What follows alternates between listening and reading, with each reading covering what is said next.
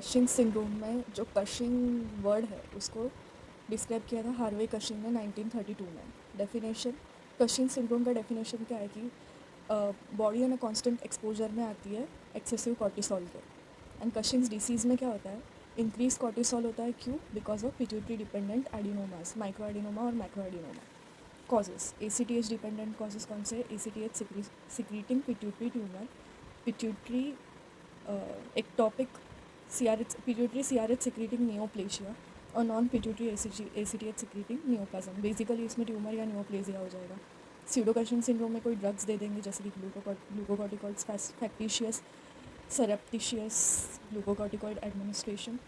Then ACTH independent यानी adrenocorticotropic hormone जो कि पिट्यूटरी सिक्रीट करता है उस पर डिपेंडेंट ना हो ऐसे कॉजेस, तो एड्रीनल से रिलेटेड होंगे। Adrenal adenoma, adrenal carcinoma, micronodular adrenal disease, I don't know about this McCune-Albright syndrome, massive macronodular adrenal disease. Now, common causes क्या होता है टॉपिक ACTH डिसीज सिक्रीशन के? सबसे पहले तो लंग कार्सिनोमा, छोटा सा ट्यूमर हो जाए लंग्स में या स्मॉल सेल ट्यूमर, उसमें से एड्रीनलिन सिक्रीट हो सकता है। Small cell CA of lung, endocrine tumour of foregut origin, thymic carcinoma, islet cell tumour, medullary carcinoma thyroid, फिर ब्रोंकियल कार्सिनोइड, फियोक्रोमोसाइटोमा और ओवेरियन ट्यूमर। ये सब एक्टोपिक यानी ये सारे ट्यूमर्स पिट्यूटरी और एड्रीनल में नहीं होंगे, ये सब वहाँ से बाहर होंगे। देन क्लिनिकल फीचर्स में सबसे पहले हम हेड से स्टार्ट करेंगे। तो if we start from head, तो सबसे पहले यहाँ पे इरिटेबिलिटी, एंग्जाइटी, डिप्रेशन ये सब देखने मिलेगा, प्लस इंसोमनिया भी गिन सकता है। फिर हम फेस पे गए तो वहाँ पे एक्ने हो गए, हेयर थिन हो गए, स्किन भी थिन हो जाती है इवन उसमें। देन राउंड मून फेस हो जाता है because of oedema, facial plethora यानी रेडनेस हो जाता है फेस का, हर्स्यूटिज्म, बाल आने लग जाते हैं गर्ल्स में दाढ़ी के। Then enlarge fat pad, buffalo hump यानी फैट एक्यूमुलेशन होने लगता है बैक पे, जो फैट पैड है वहाँ पे, तो वहाँ पे बफेलो हम जैसा हो जाएगा। देन गाइनेकोमेस्टिया, मेल्स में ब्रेस्ट इन्लार्जमेंट होगा, सेंट्रल ओबेसिटी। देन एब्डोमिनल स्ट्राई हो जाएंगे क्योंकि लिपिड का मेटाबोलाइजेशन ठीक से नहीं होगा, दैट्स वाई एब्डोमिनल स्ट्राई। लिम्फ की वास्टिंग होगी क्योंकि प्रोटीन्स भी खा रहे हैं अभी बॉडी को, तो limb wasting. Osteoporosis, then oedema, pedal oedema होगा, ईजी ब्रूसिंग, जल्दी से ब्रूसिंग हो जाएगी और मेंस्ट्रुअल डिसरेगुलेशन होगा। प्लस मेल्स में, फीमेल्स नहीं है, मेल्स में गायनेकोमेस्टिया और फीमेल्स में एमेनोरिया और हर्सुटिज्म। ओके, अभी क्लिनिकल फीचर्स हम जैसे लिपिड का मेटाबॉलिज्म, लिपिड का कैटाबॉलिज्म। लिपिड का मेटाबॉलिज्म होगा, उसमें लिपिड का कैटाबॉलिज्म और फिर लिपिड का रीडिस्ट्रीब्यूशन होगा, उसकी वजह से मून फेस, बफेलो हम, सेंट्रल ट्रंकल ओबेसिटी, फिर एब्डोमिनल स्ट्राई, ये सब है। फिर ग्लूकोज प्रोडक्शन इंक्रीज होगा तो हाइपरग्लाइसेमिया होगा, इंसुलिन रेजिस्टेंस हो जाएगा उसकी वजह से। Then protein metabolism, negative nitrogen balance, nitrogen balance नहीं हो पाएगा, वाटर इलेक्ट्रोलाइट बैलेंस का डिसरप्शन हो जाएगा, तो उसमें प्रॉक्सिमल मसल वीकनेस आएगी प्रोटीन मेटाबॉलिज्म की वजह से, जो ठीक से नहीं हो पाएगा। और डिपेंडेंट इडीमा होगा because of water electrolyte imbalance. Hypertension, hypokalemia and metabolic alkalosis. Hypokalemia को हम मापते भी है प्लाज्मा के प्लस मेजरमेंट लेते हैं ताकि उससे पता चले हमको कशिंग सिंड्रोम और डिसीज़। क्लिनिकल फीचर्स में weight gain, moon face, hypertension, violaceous striae that is abdominal striae, hirsutism, glucose intolerance, proximal muscle weakness, plethora, menstrual dysregulation, acne, easy bruising, osteopenia that is osteoporosis and oedema. Diagnosis कैसे करेंगे? देखो, normally क्या होता है कि cortisol जो होता है वो डे टाइम में ज़्यादा होता है, नाइट टाइम में कम हो जाता है और फिर सुबह वापस बढ़ जाता है। हाई कोलेस्ट्रॉल वेकिंग टाइम पे एंड स्लीपिंग टाइम पे कोलेस्ट्रॉल लो हो जाता है, ये हमारा सिरकाडियन रिदम होता है। बट कशिंग सिंड्रोम में क्या होता है, वो जो कंट्रोल होता है सिरकाडियन रिदम का वो चला जाता है, उसके वजह से मिडनाइट को भी लेवल्स हाई ही रहते हैं। तो जो कॉर्टिसोल का यूरिनरी एक्सक्रीशन होता है 24 आवर्स में, वो भी यूरिन में कॉर्टिसोल आता है, उसके वजह से हम अगर यूरिनरी एग्जामिनेशन करें 24 आवर यूरिन सैंपल ले तो उसमें हमको कॉर्टिसोल मिलेगा। Then dexamethasone suppression test. अभी डेक्सामेथासोन सप्रेशन टेस्ट में क्या होता है, डेक्सामेथासोन कॉर्टिसोल की तरह काम करता है, राइट? तो कॉर्टिसोल जो होता है, कॉर्टिसोल का नेगेटिव फीडबैक मैकेनिज्म कैसे होता है कि कॉर्टिसोल जाता है पिट्यूटरी ग्लैंड पे और हाइपोथैलेमस पे जाके CRH का सिक्रीशन कम कराएगा या ACTH का सिक्रीशन कम कराएगा, उसके वजह से जिसको हाइपोथैलेमस मानते हैं ये पिट्यूटरी है और ये एड्रिनल ग्लैंड है. ओके.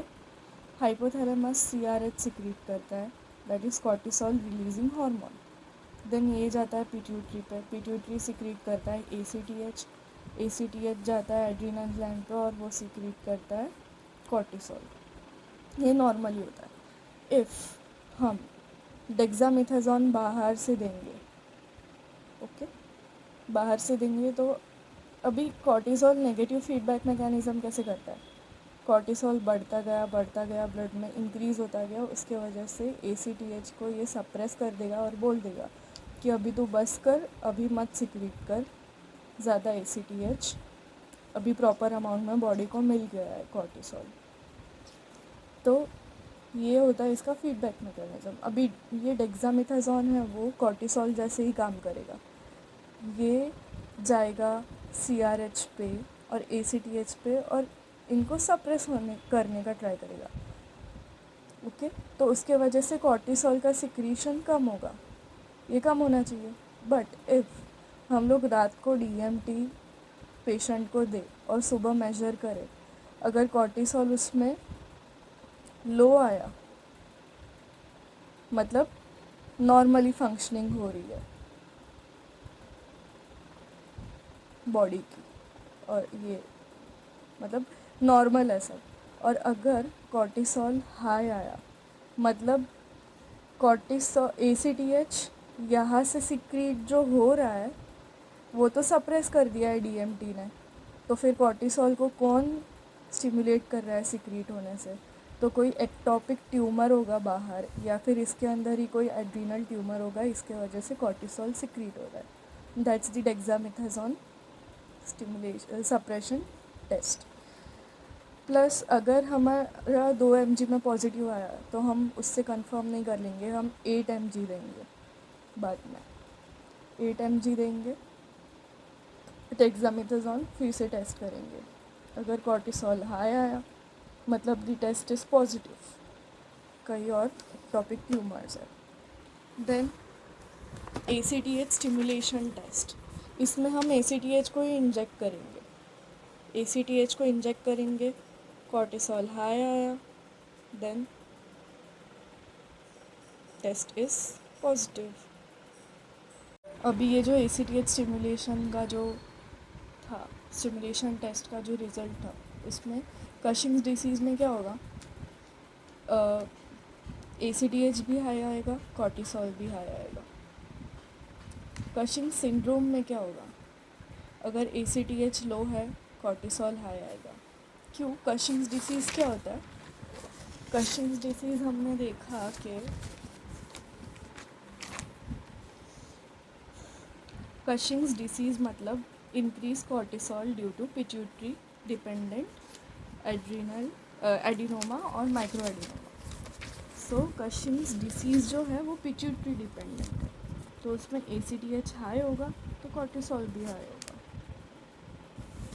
और कशिंग सिंड्रोम में क्या होगा, सिर्फ कॉर्टिसोल ही हाई होता है, वो किसी और चीज़ पे डिपेंडेंट नहीं है. देन एडिसन्स डिसीज़, ये अभी मेरा पढ़ने का बाकी है. High level, low level, I don't know about this.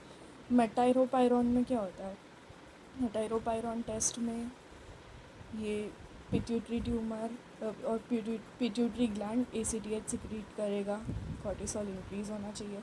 But इसमें क्या होता है, मेटाइरोपायरॉन जो होता है वो 11 डीऑक्सी हाइड्रोकॉर्टिसोल से 11 बीटा हाइड्रोक्सीलेस के हेल्प से कॉर्टिसोल में कन्वर्ट होता है.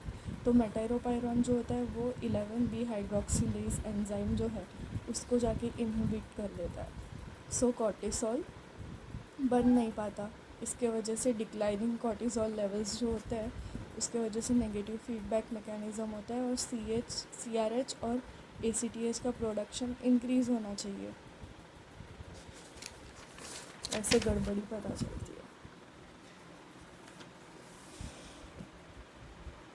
ये टेबल देख लेना.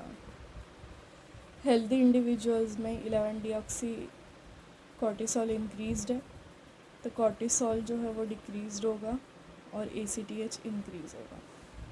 प्राइमरी एड्रिनल इंसफिशिएंसी में अगर 11 डीऑक्सी कॉर्टिसोल डिक्रीज्ड है तो कॉर्टिसोल भी डिक्रीज़ होगा, मेटाइरोपायरॉन टेस्ट करेंगे तब ACTH इंक्रीज रहेगा।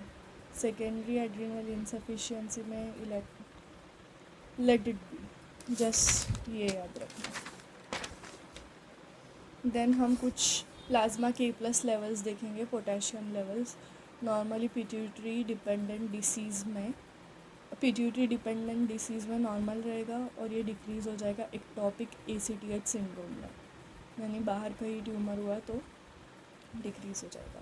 ब्लड ग्लूकोज लेवल, LDL और कोलेस्ट्रॉल लेवल्स इंक्रीज़ हो जाएंगे बिकॉज लिपिड मेटाबॉलिज्म पे फ़र्क पड़ रहा है। फिर हम कशिंग्स डिसीज़ हो तो फिर इमेजिंग स्टडीज़ में MRI CT स्कैन वगैरह करेंगे, उसमें माइक्रोएडिनोमास दिखेंगे। देन ट्रीटमेंट में माइक्रोएड्रिनेटॉमी, मतलब वहाँ से ट्यूमर को निकालेंगे। Pituitary radiation therapy, bilateral total adrenalectomy, ये तीनों सर्जिकल प्रोसीजर्स है। फिर ड्रग्स में कौन से ड्रग्स देंगे? Ketoconazole, metyrapone, then mitotane, amino glutethimide. मैक करके याद रखना, mitotane, metyrapone, then this ketoconazole, amino glutethimide and ketoconazole. Adrenal adenoma या कार्सिनोमा हुआ तो सर्जिकल रिमूवल, ड्रग्स या तो फिर रेडिएशन थेरेपी, सब में कॉमन है। देन ये स्टीरॉइड्स है सारे। मैक मेडिकल थेरेपी में क्या क्या पर्पस होता है? मेटाबॉलिक एबनॉर्मेलिटीज़ को करेक्ट करना, पैलिएशन करना और रिमिशन को प्रिवेंट करना। उसमें हमने स्टीरॉइडोजेनिक इनहिबिशन तो देख लिया, मैक, mitotane, metyrapone and ketoconazole, aminoglutethimide. Neuromodulatory treatment में bromocriptine, cyproheptadine, valproic acid and octreotide, glucocorticoid receptor antagonist.